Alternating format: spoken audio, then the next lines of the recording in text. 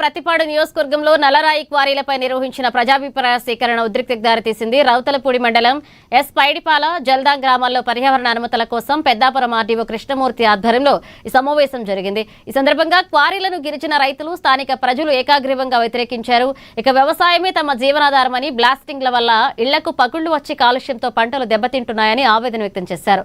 కాగా క్వారీలకు అనుకూలంగా మాట్లాడేందుకు స్థానికేతర యువకులను తీసుకొచ్చారంటూ గిరిజనులు ఆరోపణలు చేశారు. ప్రజాభిప్రాయాన్ని మళ్లించేందుకు స్థానిక రాజకీయ నాయకులు అనుచరులు యత్నించారంటూ మండిపడ్డారు. అధికారులు మాత్రం అందరి అభిప్రాయాలను నమోదు చేసి ఉన్నతాధికారులకు పంపుతామని స్పష్టం చేశారు.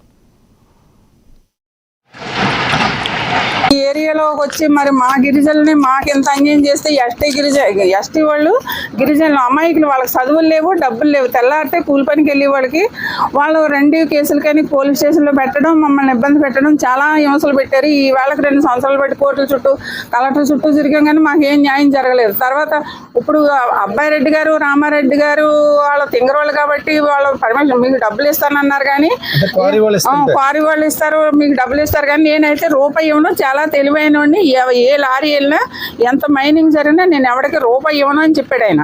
మరి చంద్రమౌళి. మరి అలాంటప్పుడు ఈ కూర ఇస్తే మేమేమైపోవాలి? ఇక్కడ ఉన్న గిరిజనులు ఈ పంటలు ఏమైపోవాలి? వీళ్ళు ఇవాళ కనీసం పత్తి పండుతుంది, ఒక 20 క్వింటాలు 30 క్వింటాలు పత్తి పండుతుంది ఈ గిరిజనులందరికీ ఒక ఎకరానికి.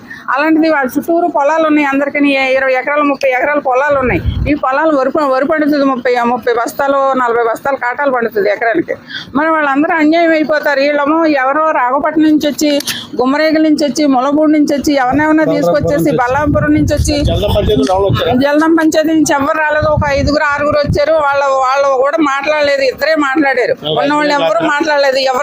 ఎవరు ఆపేశారో, రాజకీయ నాయకులు ఆపేశారో ఏం చేశారు కానీ ఒక్క మనిషి ఎవరికీ తెలియదు. అరగంట తెలుసు కానీ రాలేదు, ఏ కారణం చేత రాలేదో తెలియదు. ఏంటంటే 1/2 కిలోమీటర్ దూరం ఈ కోరేకిని జల్దాంకిని ఈ ధూళంతా ఆ ఊరి మీద పడుతుంది. ఇప్పుడు మైనింగ్ లారీల వల్లే వాళ్ళు ఇబ్బంది పడుతున్నాం. ఆ ధూళి వల్ల, ఆ లారీల వల్ల వెళ్తే చచ్చిపోయడము, ఇంటికి వస్తే వచ్చాడు అనుకుంటున్నాం, లేకపోతే లేదు. అలాంటిది 500 లారీలు తిరుగుతుంటే అక్కడే ఇబ్బంది పడుతుంటే మళ్ళీ ఈ లారీలు తోడమో మళ్ళీ ఇక్కడ మైనింగ్ పెడితే మరి ఆ మాతిపేట వాళ్ళు ఏమైపోవాలి? 1/2 కిలోమీటర్ దూరం ఉన్నారు మాతిపేట. చంద్రబాబుని ఎవరంటే ఎమ్మెల్యే గారు అసిస్టెంట్ అన్నమాట, ఆయన పెట్టుకున్నాడు, ఆవిడ పెట్టుకుంది ఇక్కడ ఈ ఏరియాకి.